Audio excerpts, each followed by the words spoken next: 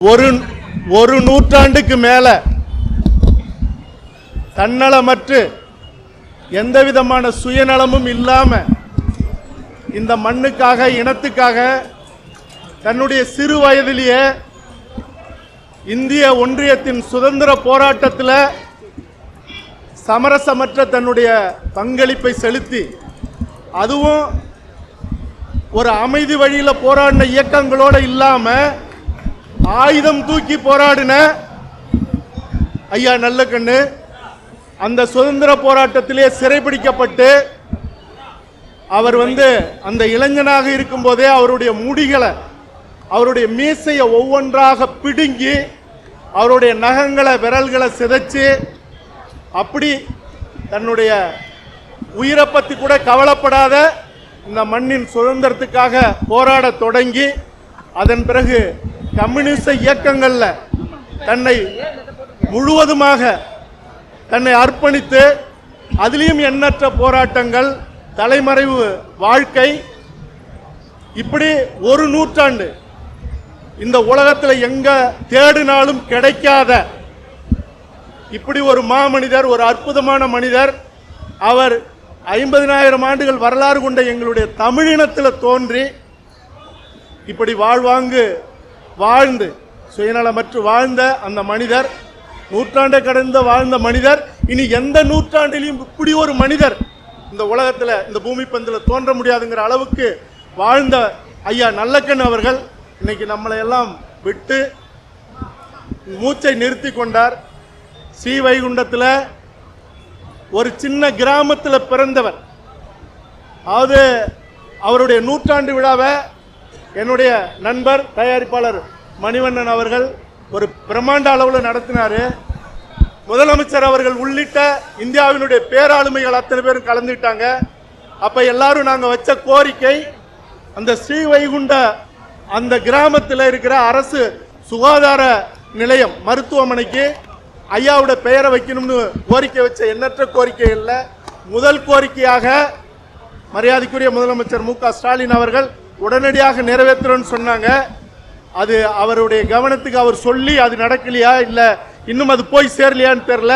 இன்னும் அந்த சுகாதார மையத்துக்கு ஐயா நல்லக்கண்ணு அவர்கள் பெயரை இன்னும் வைக்கல அப்படிங்கிறது கொஞ்சம் அதை இனிமேலாவது செய்யணும். தவிரவும் ஐயா அவர்கள் அதாவது அவருக்கு ஒரு மணிமண்டபம் இந்த அதாவது தேர்தல் வர்றதுக்குள்ளாகவே அந்த இடத்தை ஒதுக்கணும். ஏன்னா நாளைக்கு தேர்தல் வந்ததுக்கு அப்புறம் அது மறக்கப்படலாம், அல்லது இவர்களோ வேறு எவர்களோ வைக்கும்போது மறுபடியும் போய் கேட்கறதுக்கு கம்யூனிஸ்ட் கட்சி கேட்டால் மகிழ்ச்சி, ஆனால் கேட்க முடியாத ஒரு நிலை ஏற்படும் போது அது நடக்காம போயிடும்.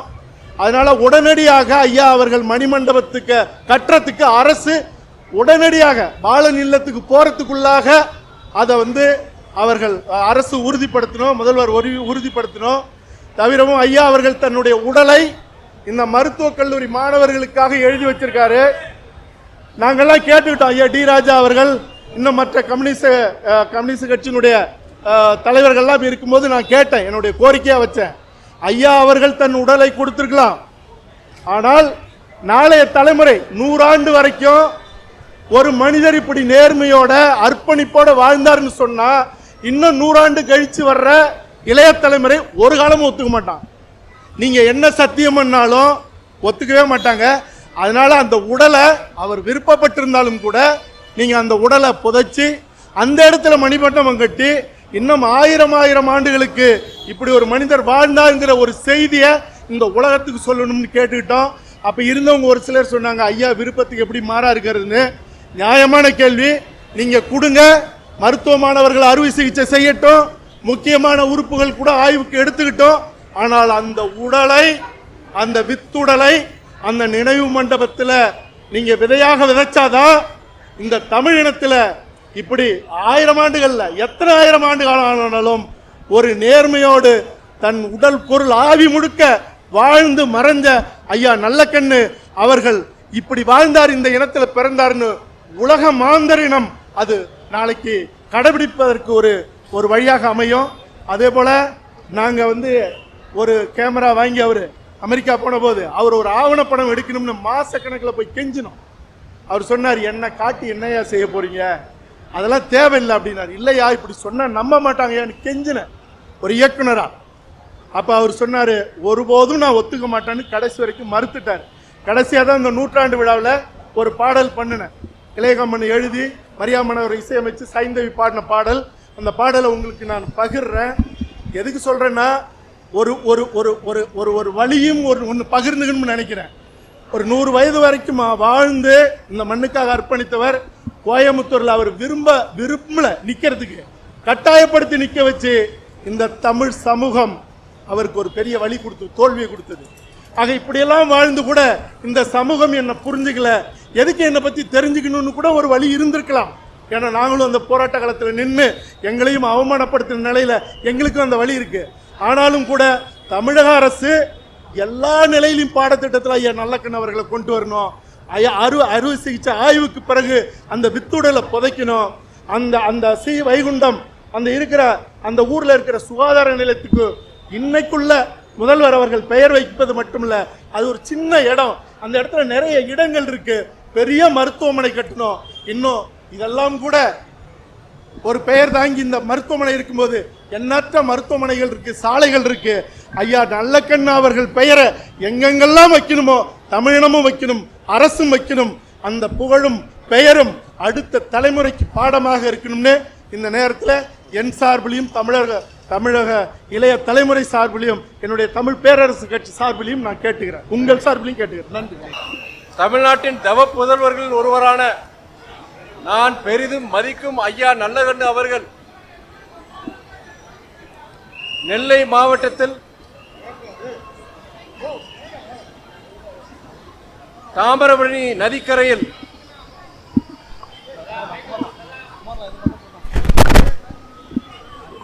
ஆயிரத்தி 1925 ஆண்டில் டிசம்பர் 26 பொது உடைமை இயக்கம் சிபிஐ தொடங்கப்பட்ட நாளில் பிறந்தவர்.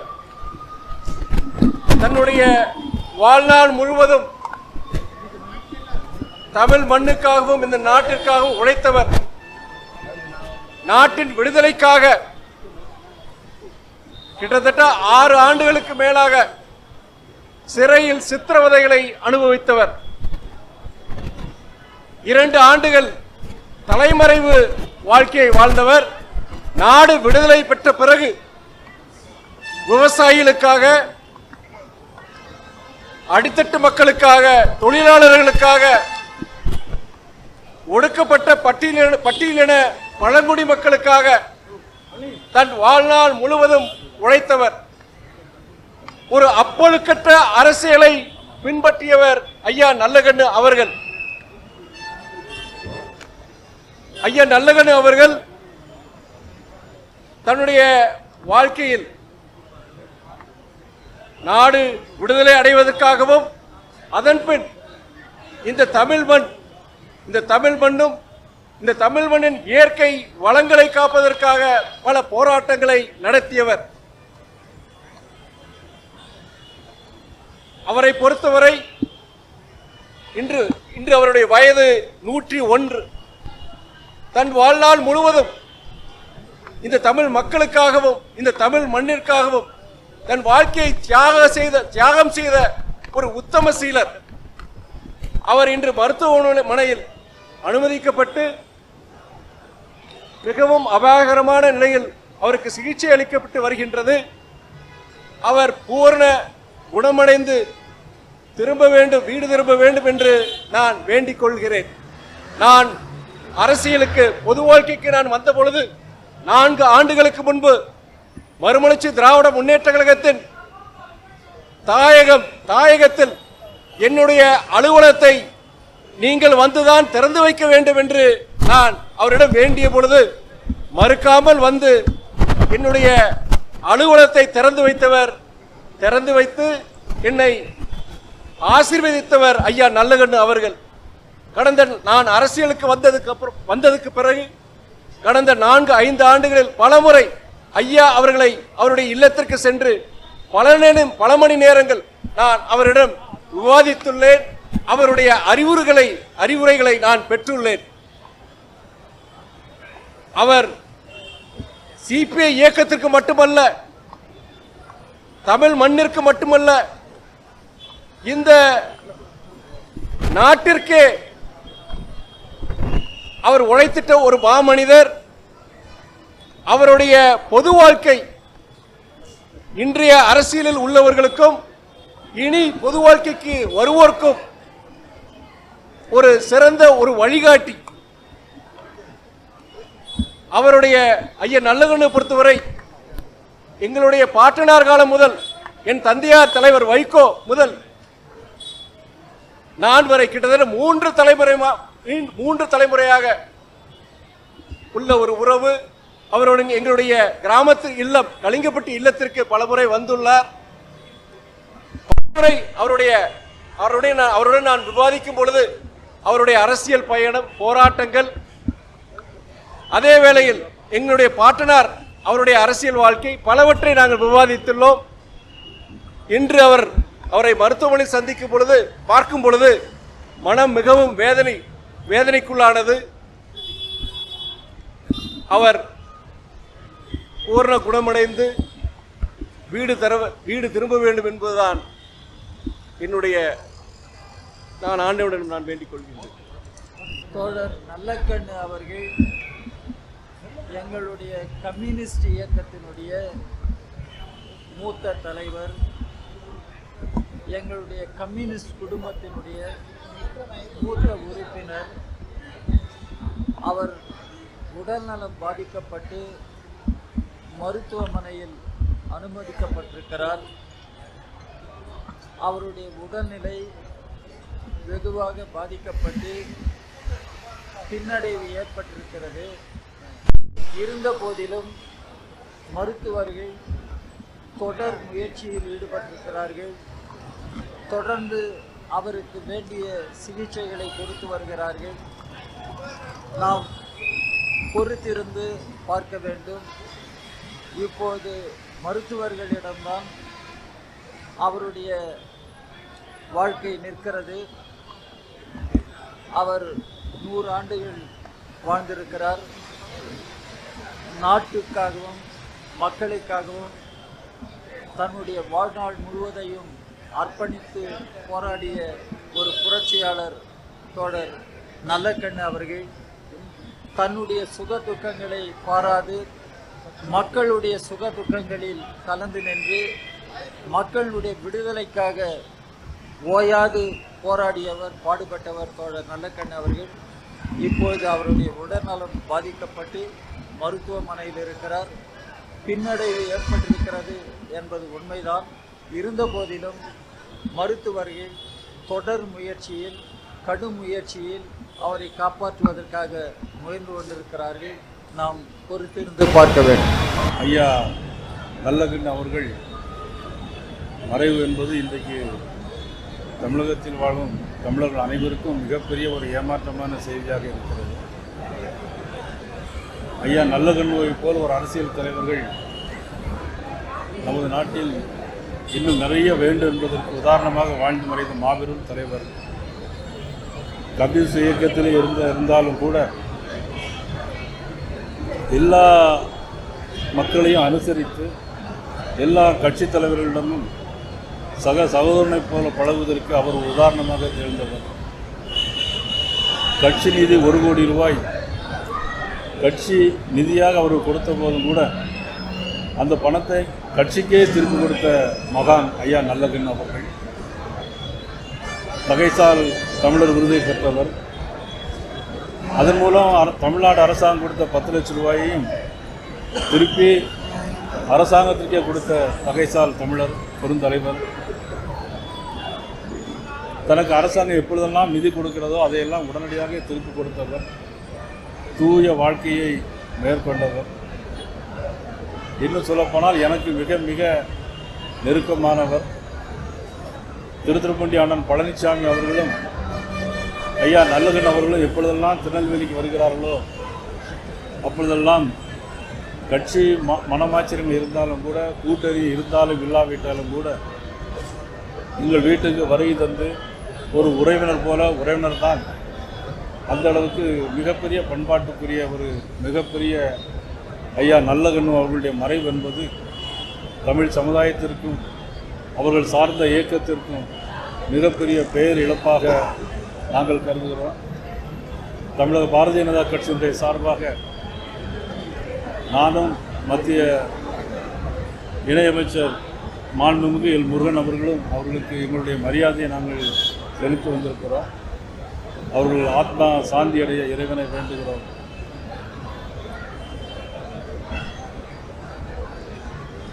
மரியாதைக்குரிய ஐயா நல்லகண்ணு அவர்கள் நம்மளிடத்தில் இல்லை என்பது நம்ப முடியாத ஒன்று. ஐயா அவர்களுடைய அரிய பணி, ஏழை எளிய மக்களிடத்தில் அவர் காட்டிய பரிவு, கம்யூனிஸ்ட் இயக்கத்திற்காக தன்னுடைய முழு வாழ்க்கையும் அர்ப்பணித்த ஒரு மகான். எப்பொழுதுமே அடித்தட்டு மக்களினுடைய நலனில் ரொம்பவும் அக்கறை கொண்ட ஒரு தலைசிறந்த மகனாக அவருடைய முழு வாழ்க்கையும் வாழ்ந்தவர் ஐயா நல்லகண்ணு அவர்கள். ஐயா நல்லகண்ணு அவர்களை பற்றி நிறைய சொல்லலாம். நாம் வாழ்ந்த காலத்தில் இப்படி ஒரு அரசியலில் ஒரு முன்னுதாரணமாக இன்றைய இளைஞர்களுக்கும் கூட ஒரு எடுத்துக்காட்டான ஒரு தலைவராக அவர் இருந்து வாழ்ந்திருக்கிறார். அவருடைய வாழ்க்கை பொது வாழ்வில் இப்படித்தான் இருக்க வேண்டும். ஒரு சராசரி மனிதன் எவ்வளவு பெரிய உயரத்திற்கு அரசியலில் வந்தாலும் கூட இன்றைக்கும் கூட அவருக்குன்ட்டு ஒரு சொந்த வீடு கூட வைத்து கொள்ளாத ஒரு அரிய தலைவரை தமிழகம் பெற்றிருந்திருக்கிறது. அப்படிப்பட்ட தலைவருடைய மறைவு நம்மளை எல்லாம் ஒரு மிகப்பெரிய ஒரு துயரத்தில் ஆழ்த்தியிருக்கிறது. இந்த துயரத்தில் நாம் அனைவரும் அவரிடத்தில் அவருடைய குடும்பத்தாருக்கும் கம்யூனிஸ்ட் கட்சியினுடைய இயக்க தொண்டர்கள் கூட நாம் அந்த துயரத்தை பகிர்ந்து கொள்வோம். ஐயா அவர்களுடைய ஆன்மா இறைவனடி சேர நாம் பிரார்த்திப்போம்.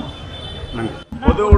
பொது உடைமை கட்சியின் மூத்த தலைவர், தகைசால் தமிழர் தோழர் நல்லகண்ணு அவர்களுடைய மறைவு தமிழ்நாட்டு மக்களுக்கும் தமிழர்களுக்கும் மிகப்பெரிய பேரிழப்பாகும். அவருடைய இழப்பு என்பது தமிழ் மக்கள் தாங்கிக் கொள்ள முடியாத அளவிற்கு பேரிழப்பாகும். ஒரு மனிதர் இப்படியெல்லாம் வாழ்ந்தார் என்று நாம் சொன்னால் அடுத்த தலைமுறை நம்பமா என்று தெரியாது. அப்படிப்பட்ட நேர்மையான தலைவர், எந்தவித ஏற்றத்தாழ்வும் பாகுபாடும் இல்லாத தலைவர், சுதந்திர போராட்ட வீரர், தலைமறைவு வாழ்க்கையை இந்த நாடு விடுதலைக்காக வாழ்ந்தவர். ஒரு முறை திருநெல்வேலியில் நானும் தோழர் RNK அவர்களும் ஒரு கூட்டத்தில் கலந்து கொள்ளும் பொழுது ஒரு தோற்றத்தை காண்பித்தார். இங்கெல்லாம் நாங்கள் தலைமறைவாக வாழ்ந்தோம், தூத்துக்குடியில் தலைமறைவாக இருந்தோம். சுதந்திர போராட்டத்தில் ஈடுபடும் பொழுது பெரிய மீசை வைத்திருந்ததால் என்னுடைய மீசையை ஆங்கிலேயர்கள், பிரிட்டிஷ்காரர்கள் தீயால் சுட்டார்கள் என்று. இப்படிப்பட்ட ஒரு மாபெரும் தலைவரை தமிழ்நாடு எழுந்திருக்கிறது. தோழர் RNK அவர்களுக்கு ஒன்றிய அரசு பாரத ரத்னா விருது வழங்க வேண்டும். தமிழ்நாடு காங்கிரஸ் பேரியக்கத்தின் சார்பாக ஒன்றிய அரசுக்கு வைக்கும் வேண்டுகோள், உயரிய விருதான உயரிய மனிதர், இந்த தேசம் கண்டிராத மனிதர் நல்லகண்ணு அவர்களுக்கு பாரத ரத்னா விருது அறிவிக்க வேண்டும் என்று நாங்கள் வேண்டுகோள் வைக்கிறோம்.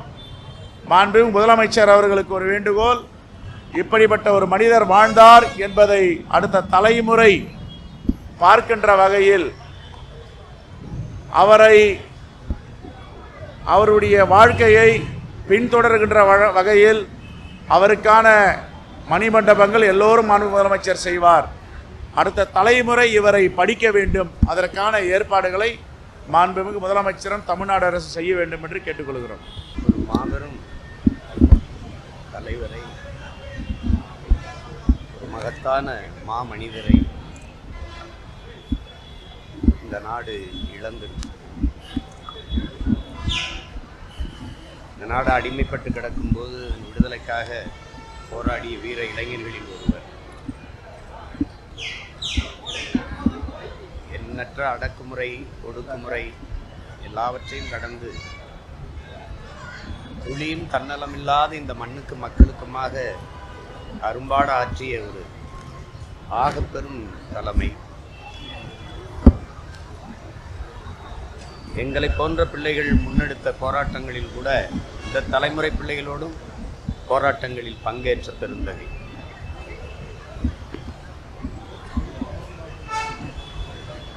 எவராலும் குறை சொல்ல முடியாத ஒரு மனித புனிதர். அவர் நம்மோடு இல்லை என்பதை நினைக்கும்போது மிகுந்த மன வலியாக இருக்கிறது. பல நினைவுகள், அவரோடு நாங்கள் நெருங்கி பழகிய காலங்கள், ஒரு 100 ஆண்டு கால வரலாறு.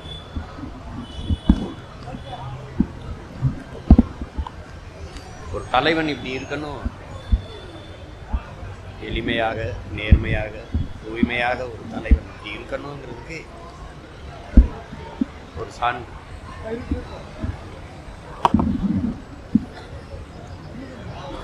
அவரை இழந்திருக்கோன்னு நினைக்கும் போது ரொம்ப மன வேதனையாக இருக்கு. ஐயா நல்லக்கண்ணு அவர்களை இழந்திருக்கிற குடும்பத்தார், அவரை அன்பு கொண்டு நேசித்த தமிழ் சமூகம், சார்ந்திருந்த இந்திய கம்யூனிஸ்ட் கட்சியினுடைய தோழர்கள் எல்லோருக்கும் என்னுடைய ஆறுதல். மகத்தான தலைவனுக்கு என்னுடைய புகழ் வணக்கத்தை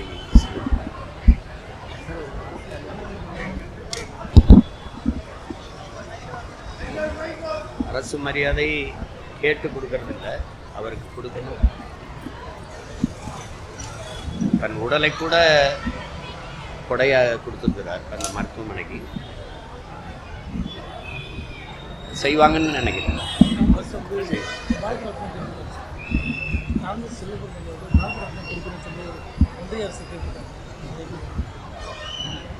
கொடுக்கணும். நாட்டு விடுதலைக்காக போராடியவர், கொடுக்கணும்.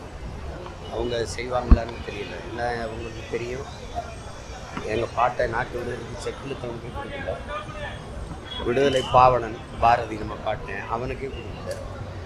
அதனால அந்த விருது மேலே எங்களை போன்ற பிள்ளைகளுக்கு மதிப்பு கொடுக்கல. விளையாட்டு வீரர் சச்சின் டெண்டுல்கர் கொடுக்கல, விடுதலை போராட்ட வீரர்களுக்கு கொடுக்கல அப்படின்னு நினைக்கும்போது அந்த விருது மேலே நமக்கு மதிப்பு இல்லை. அது பேசி பயனில்லை. அனைவருக்கும் வணக்கம். இந்திய கம்யூனிஸ்ட் கட்சியின் முதுபெரும் தலைவர், தமிழ் நிலப்பரப்பின் பேரன்பு தலைமகன், நீண்ட நெடுங்கால பொது வாழ்வில் உழைப்பாளிகளுக்கும் ஒடுக்கப்பட்ட மக்களுக்குமாக தன் வாழ்வை நிறைவு செய்த, வாழ்நாளெல்லாம் நாட்டுக்காகவும் எளிய மக்களுக்காகவும் சிந்தித்த பேரன்பு தோழர் நல்லக்கண் அவர்கள் தன் சிந்தனையை நிறுத்தி கொண்டார். இந்திய கம்யூனிஸ்ட் கட்சி அவருக்கு தனது 100 ஆண்டு கால பதாகையை தாழ்த்தி செவ்வஞ்சலி செய்கிறது. உலகத்தில் வெள்ளற்கரிய மகத்தான பாட்டாளி வர்க்க சர்வதேசம் என்கிற விடுதலை பதாகையை சுமந்து வாழ்நாளெல்லாம் களமாடியவர், சிறையேகியவர், சதி வழக்குகளை சந்தித்தவர், சித்திரவதைகளை அனுபவித்தவர், தலைமறைவு வாழ்வு வாழ்ந்தவர், ஆக பெரும் புகழ் வாழ்வு வாய்ந்த புகழ்புத்த தலைவருக்கு நாங்கள் செவ்வஞ்சலி செய்கிறோம். அவர் கண்ட சமதர்ம சமூகத்தை படைக்க தமிழ் மண்ணில் அவர் நேசித்த இந்திய கம்யூனிஸ்ட் கட்சியை கட்டி வளர்க்க அவரது நினைவாக நாங்கள் சபதம் ஏற்கிறோம். இந்திய கம்யூனிஸ்ட் கட்சியின் மூத்த தலைவர்கள் தோழர்கள் முத்தரசன், சுப்புராயன், பழனிசாமி, பெரியசாமி, இன்னும் பல்வேறு மூத்த தலைவர்கள், டாக்டர்கள், நாடாளுமன்ற சட்டமன்ற உறுப்பினர்கள் என அனைவரும், தொண்டர்கள், தோழர்கள் என மாவட்ட செயலாளர்கள் அனைவரும் கூடி நின்று அவரது நல்லுடலை கட்சியின் அலுவலகத்தில் இன்று மாலை சரியாக 5 மணிக்கு வைப்பதென்று முடிவு செய்திருக்கிறோம். பொதுமக்கள் பார்வைக்காக மறுநாள் பிற்பகல் 3 மணி வரை அது கட்சியின் தலைமை அலுவலகம் பாலநிலத்தில் வைக்கப்படும். பின்னர் பொதுமக்களின் மரியாதைக்கு பின்னர் 3 மணிக்கு அங்கிருந்து 3 மணி வரை வைக்கப்படும். பின்னர் 3லிருந்து 5 மணிக்குள் தமிழகம் முழுவதும் இருந்து வந்திருக்கிற கட்சி தோழர்களின் அணிவகுப்போடு, இந்திய கம்யூனிஸ்ட் கட்சியின் செந்தொண்டர்களின் அணிவகுப்போடு அவரது நல்லுடல் புகழுடல் ரஜீவ்காந்தி தலைமை மருத்துவமனையிடம் சென்னை மருத்துவக் கல்லூரியில் ஒப்படைக்க இருக்கிறோம். அவரது உடல் ஏற்கனவே எழுதி வைத்தபடி அவரது உடலை வழங்கியிருக்கிறார். மருத்துவ ஆய்வுக்காக வழங்கியிருக்கிறார். இந்த நேரத்தில் நீங்கள் அனுமதிக்க வேண்டும். இந்திய கம்யூனிஸ்ட் கட்சியின் சார்பில் இருகரம் கூப்பி மருத்துவர்கள் கடமை என்றாலும் மருத்துவர்களுக்கு நாங்கள் நன்றி கூற வேண்டிய அவசியம் இருக்கிறது. அதன் ஊழியர்களுக்கு நன்றி கூற வேண்டிய அவசியம் இருக்கிறது. அவர்கள் தங்களாலான அனைத்து முயற்சிகளையும் செய்தார்கள், பாடுபட்டார்கள். காலையில் சொன்னது போல் ஆர்என்கேக்கு அருகில் சாதாரண மக்கள், ஏழை மக்கள், எளிய மக்களும் இருந்தார்கள். ஆர்என்கேக்கு எத்தகைய சிகிச்சை நடைபெற்றதோ அதே சிகிச்சை அந்த எளிய மக்களுக்கும் மருத்துவர்கள் வழங்கினார்கள். எனவே உயிரில் அவர்களுக்கு எந்த பாகுபாடும் இல்லாமல் மகத்தான சேவை புரிகிறார்கள். இதுபோல் ஒரு மருத்துவமனை இல்லை, இதுபோல் அரசு மருத்துவர்கள் இல்லை என்பது போல் நினைக்க தோன்றுகிறது. அவர்களுக்கும் கரங்கூப்பி வணக்கத்தை உரித்தார்கள். இந்திய கம்யூனிஸ்ட் கட்சியின் சார்பில் ஒரு வார காலம் இந்திய கம்யூனிஸ்ட் கட்சியின் செங்கொடி அரைக்கம்பத்தில் பறக்கும். அவரது நினைவை சுமந்தபடி அது அரசு எடுக்க வேண்டிய முடிவு. தமிழக முதல்வர் யாவற்றிலும் தலைநோக்கு உள்ளவர். அவர் இதே மருத்துவமனையில் பலமுறை வந்து பார்த்தார். நேற்றைக்கு முன்தினமும் வந்து பார்த்தார். தன்னால் எவ்வளவு முடியுமோ அவ்வளவும் அவர் செய்திருக்கிறார். ஒரு விடுதலை போர் வீரர், ஒரு பெரும் தலைவர் என்கிற வகையில் அவர் அனைத்து முயற்சிகளும் செய்தார். அவருக்கு அந்த பார்வை உண்டு. அதே போன்று அமைச்சர்கள் பலர் வந்திருந்தார்கள். குறிப்பாக மக்கள் நல்வாழ்வுத்துறை அமைச்சர். எல்லோரும் தங்களால் முடிந்த கடமையை செய்திருக்கிறார்கள். அனைவருக்கும் கரங்குப்பி நன்றி. அது இந்திய கம்யூனிஸ்ட் கட்சியின் தேசிய பொதுச் செயலாளர் இங்கே தான் இருக்கிறார். அதே போன்று நாராயணா, பாண்டா, ஆணிராஜா எல்லோரும் இங்கே இருக்கிறார்கள். மார்க்சிஸ்ட் கம்யூனிஸ்ட் கட்சியின் தலைவர்கள், காங்கிரஸ் கட்சியின் தலைவர்கள், மதிமுகவின் தலைவர்கள், திராவிட முன்னேற்ற கழகத்தின் தலைவர்கள், நான் தமிழர் இயக்கத்தின் தலைவர்கள், காங்கிரஸ் தலைவர்கள் பலரும் வந்து போகிறார்கள். மனிதநேய மக்கள் கட்சி, தேசிய லீக், கட்சிக்கு அப்பால் அறிஞர்கள், நல்லறிஞர்கள், பலும் சிந்தனையாளர்கள் பலரும் வந்தவண்ணம் இருக்கிறார்கள். அவர் நல்லுடலுக்கு மரியாதை செய்ய இன்னும் அலுவலகத்துக்கு வரக்கூடும். அது பற்றி விவரங்கள் இல்லை. அது பற்றி விவரங்கள் எங்கள் கட்சியின் மாநில கேரளாவில், ஆந்திராவிலிருந்து வருவார்கள். எத்தகைய விவரங்கள் இருந்தாலும் அது பத்திரிகையாளர்கள், ஊடக நண்பர்களுடன் பகிர்ந்து கொள்ளப்படும். அனைவருக்கும் இல்ல, அது முதல்வருக்கு யாரும் சொல்ல வேண்டிய அவசியம் இல்லை. ஒவ்வொரு தேசபக்தர்களையும், நாட்டுக்கு உழைத்த ஒவ்வொருவரையும் கௌரவிக்கிற அந்த தொலைநோக்கு பார்வை தமிழக முதல்வருக்கு உண்டு. எனவே அதை செய்வார் என்ற நம்பிக்கை எங்களுக்கு.